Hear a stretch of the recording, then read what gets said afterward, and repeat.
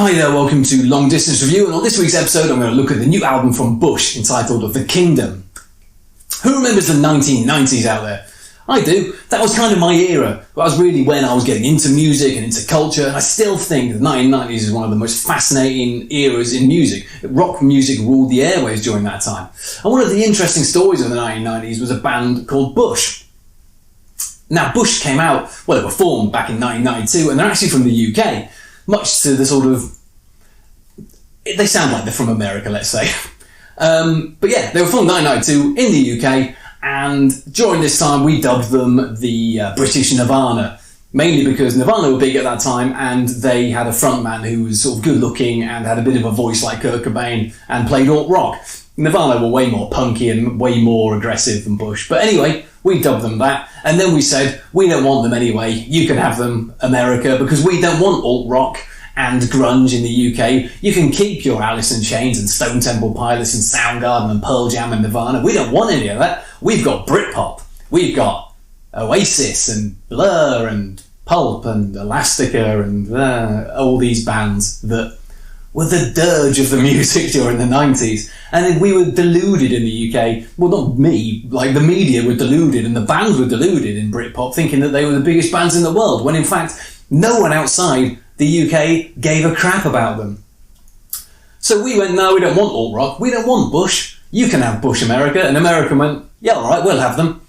And their debut album, 16 Stone, went 6 times platinum in the United States. Their follow-up album, Razorblade Suitcase, went 3 times platinum in the United States. They were massive. Well, they never made it big over here, but they were massive in America. So Bush kind of stayed over there and found a home in America. And during the 90s, they were one of the biggest bands on radio over there. They came out with a third album in 1997, The Science of All Things, but during this time, really, their career started to be overshadowed by Gavin Rossdale's own personal life. At the end of the day, as I said, he's a very good-looking man, he was a very sort of charismatic guy, he was very photo-friendly, and he started dating and subsequently married Gwen Stefani of No Doubt fame. So they were this power celebrity couple in America, and his personal life kind of overshadowed Bush's career, which sort of trundled along in the background doing Science of All Things in 1997, like I said, and then followed it up with Golden State in 2001. But by this time, alt-rock was sort of petering out. The popularity, even in America, was petering out. So Bush kind of stopped in 2001, went on a hiatus, broke up, whatever you want to say. Gavin Rossdale's career carried on. He actually did some acting after this. He did a band called, I think he formed a band called Institute, did an album with that. He did a solo album called Wanderlust. And his personal life sort of, I won't get into the gossip side of things, but he was always in the sort of limelight, let's say. And then in 2011, he said, Bush are getting back together and we're going to do another album. And everyone went, why? Because really, that kind of music wasn't that fashionable. No one really asked for that. No one was clamouring for Bush to get back together. But they did. And they released the album Sea of Memories in 2011 to a very sort of shrugged shoulders review. They followed up in 2014 with The Man on the Run. And then Gavin Rossdale became the judge on The Voice in the UK, just for 1 season. And I always wondered how the hell that came about, because he isn't popular over here in terms of a music figure. In celebrity culture he is. So he was only a judge on there for 1 series. And I think most people sort of went, who is this Gavin Rossdale? And everyone went, it's the guy who used to be married to Gwen Stefani. No one really said he's the guy from Bush, which is a shame in my eyes, because Bush had some really good stuff out there.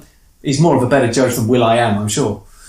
Anyway, Bush then sort of tried to capitalise, well, probably the record label tried to capitalise on this success of him being on The Voice, and they released the album Black and White Rainbows in 2017, and it was crap, and they marketed it as Bush featuring Gavin Rossdale. Here's a sticker saying, the guy from The Voice, and it was rubbish, yeah. So, anyway, here we are in 2020, and Bush are coming out with another album. I remember hearing one of their songs. It was on the trailer for John Wick 3 in 2019. I watched the trailer and the song was in the background. I thought, that song's pretty decent, although it does really, really remind me of Bullet the Blue Sky by U2. It's got a very similar bass riff on that. But I thought, this is a decent track, I wonder who this is. Turns out it was Bush in the song Bullet Holes. I thought, Bush, eh? Strange. And I never really thought about it again until the start of the year when I was going down a YouTube rabbit hole, as you do, and I saw the thumbnail for Flowers on a Grave. I thought, I'll have another laugh, I'll look at another Bush song. And it turns out I really enjoyed it.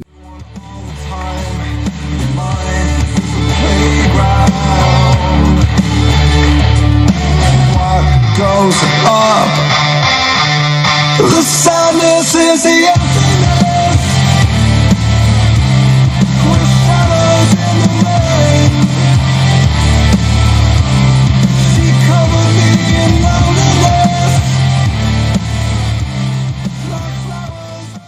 And so here we are. In 2020, they're releasing The Kingdom. And much like Static X last week, this is going to turn out to be one of the surprises of the year for me. Because instead of trying to be like a zeitgeist band, or trying to be someone he's not, or trying to be a popular celebrity, Gavin Rossdale has basically gone back and written a very heavy alt-rock album that could sit perfectly well in the 90s. This could be the follow-up to Razor Blade Suitcase, no problem. And it's really good for it. Even putting the album on, I still didn't think it was going to be great. I thought, oh, there's those two singles I really like, but the rest of it's probably boring. But then the riff comes in on the title track, The Kingdom, and it absolutely rips. And that song is full of energy.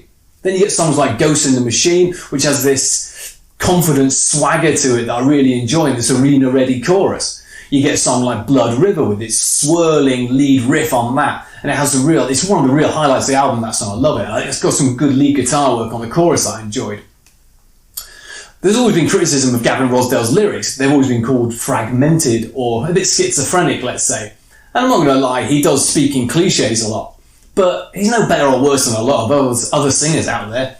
And if I'm honest, I don't cringe at any of his stuff like I do when it comes to like David Draymond or Scott Stapp. So he gets a pass okay from me on this.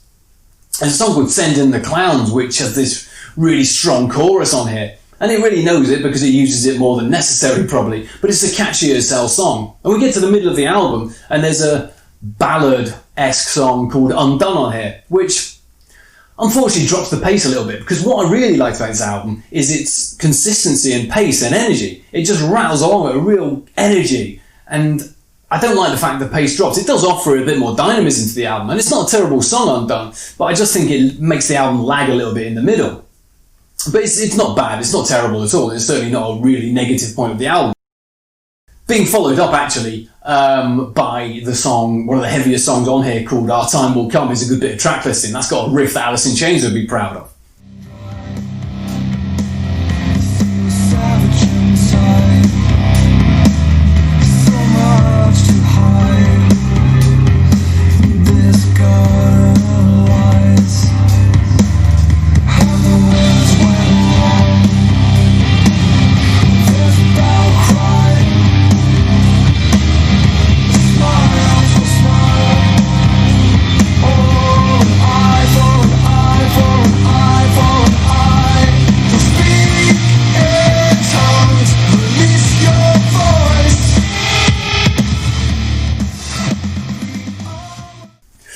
Bush's strengths have always been Rossdale's strength really, because there's only him left in it from the original band. There's always been his emotive vocal display over these energetic alt-rock anthems.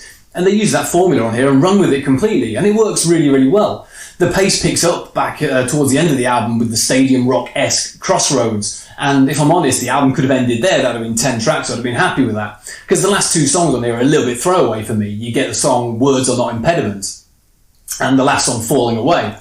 And when I already said he's better than Scott Stapp, Words Are Not Impediments got a real Creed vibe to the verse on that song, and I don't like it that much. It's not terrible. And Falling Away, although it does pick the pace back up and is a bit more of a rockier number, let's say, it feels a bit like it's tagged on at the end of the album. In the 90s, you always had a secret hidden track at the end of an album.